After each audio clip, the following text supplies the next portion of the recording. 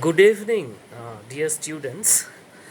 In this video, we'll discuss certain aspects of Wordsworth's Prelude Book 1, which has already been introduced in another video.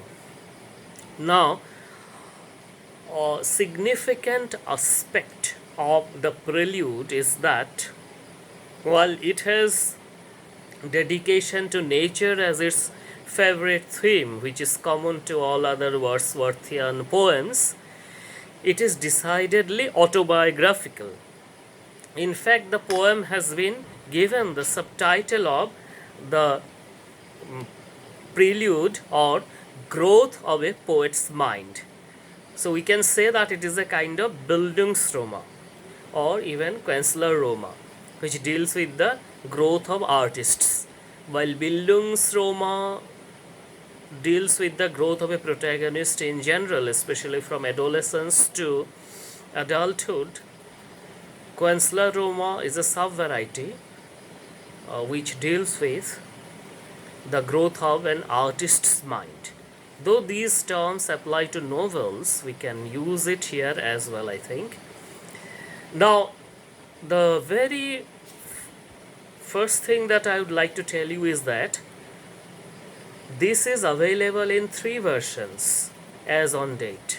One was or is the two books Prelude version, which was possibly written during 1798 to 99. That is, immediately after the publication of the lyrical ballads. Then there is an extended 12-book version of 1805, and then the final version of 1850, which was in fact published after his death. This version has been worked on for almost 50 years, from 1799 to 1850. So in a way, it is the work which has been worked on by the author for the longest period of time. We will, as of now, follow the final version as is given in the Norton Anthology of English Literature, Volume 2. Now, the very first line, "Oh, there is blessing in this gentle breeze, a visitant that while he fans my cheek, doth seem half conscious of the joy he brings." There is blessing in this gentle breeze. A breeze is a normal thing for all of us. But for Wordsworth, the high priest of nature, lover of nature, devotee of nature, that breeze itself is a blessing. And here we find another important aspect. "To none more grateful than to me, escape from the worst city, where I long have pined, a discontented sojourner."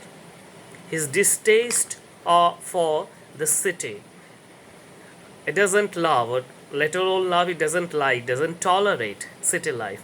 This is in a way endemic to the romantics, if we may use this word here. So romanticism is not only a return to nature, but also a return to the country, away from the city. Here we find him saying that he is sort of a discontented sojourner in that vast city. Which city? London. So admittedly, he has returned to his place. It's a huge poem. We cannot read all of it while giving lecture, especially recording on YouTube, doing everything single-handedly. Then you do the rest, do read it in details. Now I'm giving you the clues actually as to how to go about it, and I'm sure you can do it. Anyway, so descriptions are awesome. Now, says he returns to the Lake District and then keeps looking around and philosophizing on. By the way, this uses a kind of flashback techniques also. The most important incident that is described in book 1 happens in the past. So related to Wordsworth's theory of emotions recollected in tranquility. Anyway, the episode that I'm referring to is the so-called boat stealing episode.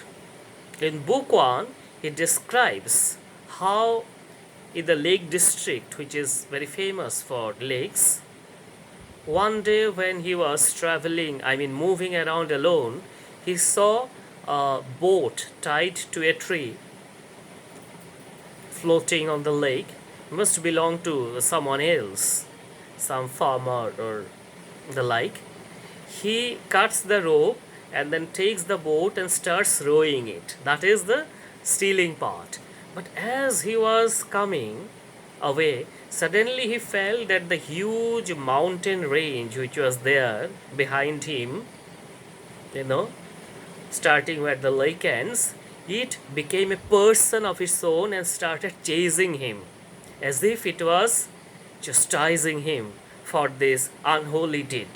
So immediately he got nervous, understood his wrong deed, and then he went back and kept the boat there where it was and then returned on his own.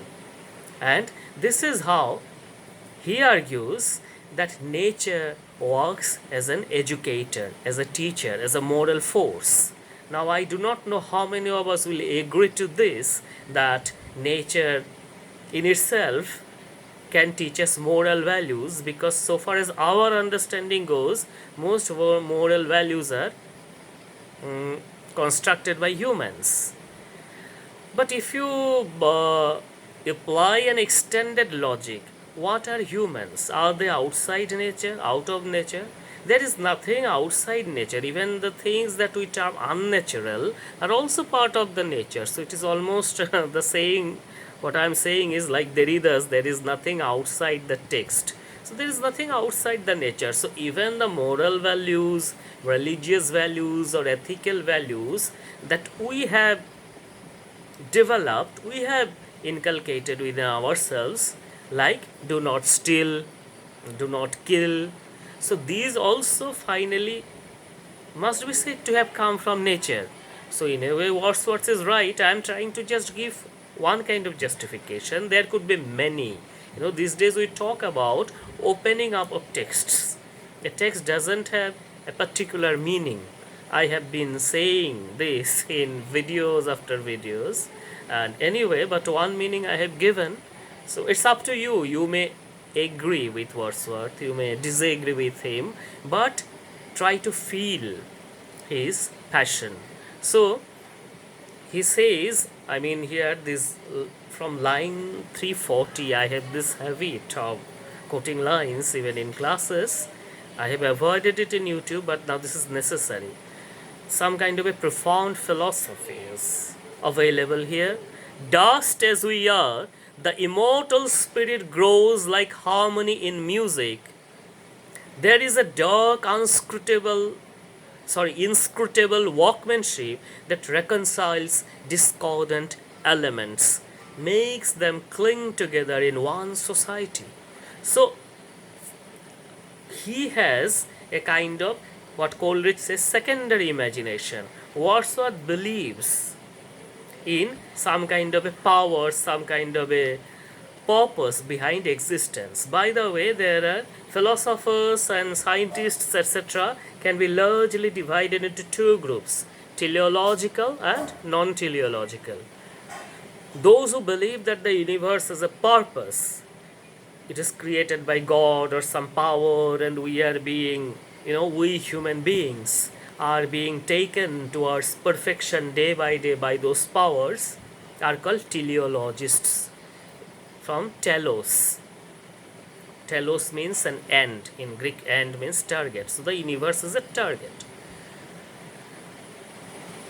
This is, needless to tell you, is a subjective view.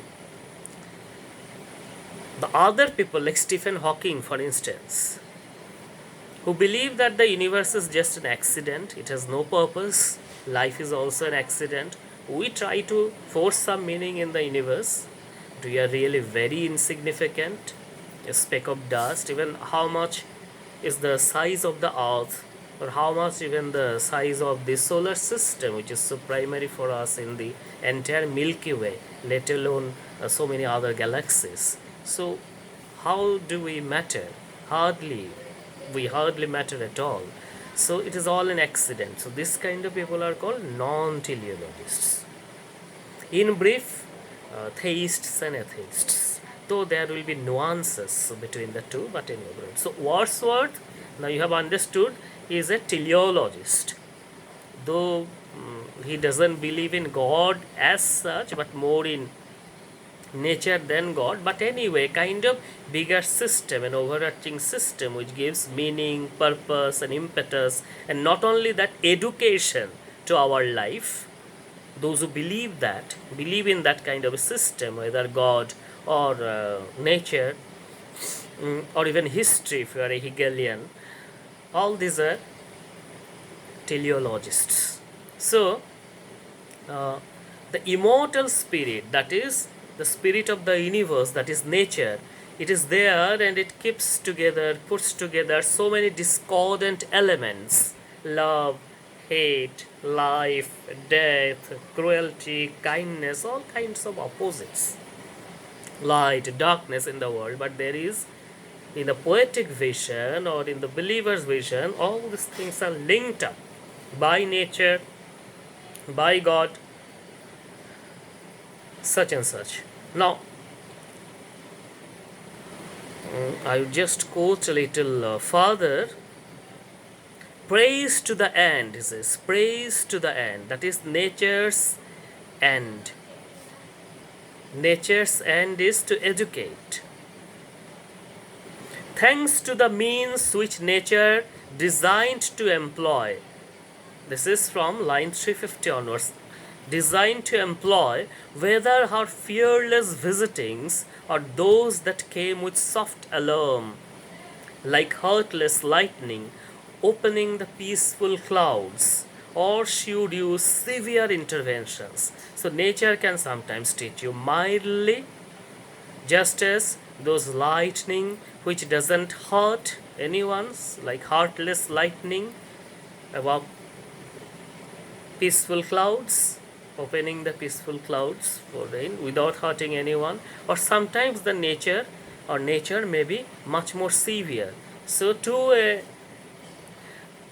believer or to a worshipper of nature, even the present crisis due to which we are on YouTube talking to each other is also done by nature for a basic purpose, that is to restore a pre-technological world or whatever, So nature can teach you mildly or become very severe at times. And then this episode is narrated. One summer evening, led by her, I found the little boat tied to a willow tree within a rocky cave. Anyway, I have already narrated the incident. You read it. This is from line 357 to, we can say, line 400. Then, wisdom and spirit of the universe, thou soul that art the eternity of thought, that givest to forms and images of breath, that givest to forms and images of breath and everlasting motion, not in vain, by day or starlight, thou from my first dawn of childhood didst thou intertwine for me the passions that build up our human soul, not with the mean and vulgar works of man, but with high objects, with enduring things. So he thanks nature, the force of the universe, or the universe itself, is saying another important point, that from Wordsworth's early childhood, nature filled his soul as it fills every soul, but Wordsworth's soul, it did not fill with mean and vulgar things, but, with high objects, with enduring things, with life and nature, purifying thus the elements of feeling and of thought, and sanctifying by such discipline both pain and fear, until we recognize a grandeur in the beatings of the heart.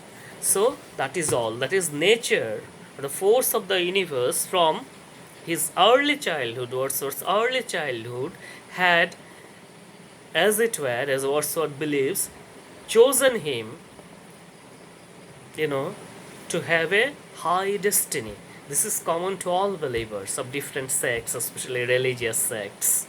Whether you are a Vaishnavite or a Protestant or this, and we all believe that it is chosen, special ones, the Calvinists, all different. So, when nature becomes a creed, you cannot but believe, possibly, this is my view, that Wordsworth finds himself to be chosen by nature. There are contradictory arguments, by the way. Please try to read Wordsworth in the Tropics by Aldous Huxley, which is a very sharp criticism of Wordsworth's vision of nature, but this can be refuted also. Anyway, as of now, huge texts like Prelude, huge not only in size but also in meaning. There are many philosophies behind it. There is, in a way, German idealism speaking through Wordsworth, also the tradition of autobiography, especially Saint Augustine's Confessions. People have related to his narrating of the boat stealing episodes. So all this can be done, I think, in a face-to-face class only. As our esteemed body UGC had said, we are preparing for the 25%. But I believe whatever has been discussed here is more than 25%. It will count for 50 to 60%. The core thing has been done. Now we have to give additional fillers that we'll give in direct classes, and if possible I'll provide a link to that essay, Wordsworth in the Tropics.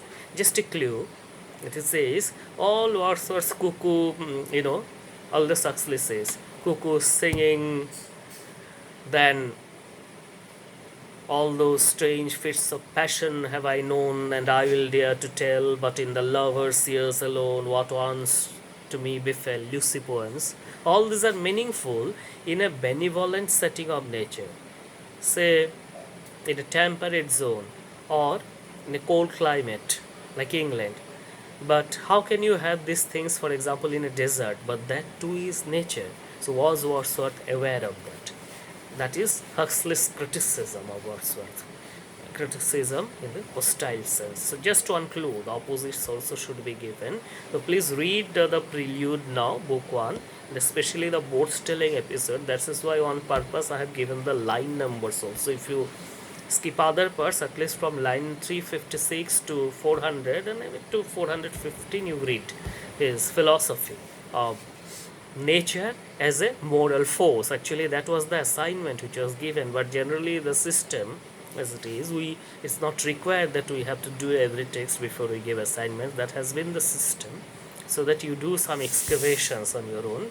So I hope now you have understood what Wordsworth actually meant by nature as an educator or a moral educator, especially with reference to the Prelude. It has been there in all of his works, I've explained earlier.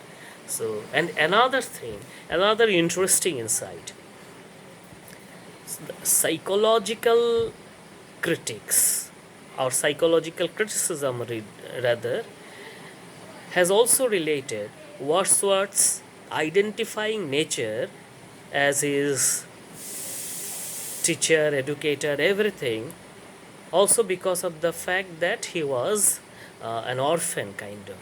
His mother died when he was 8 years old, and I think his father also died like when he was 13. Yeah, so please check that. So, to lack of actual parents also may have led him to nature.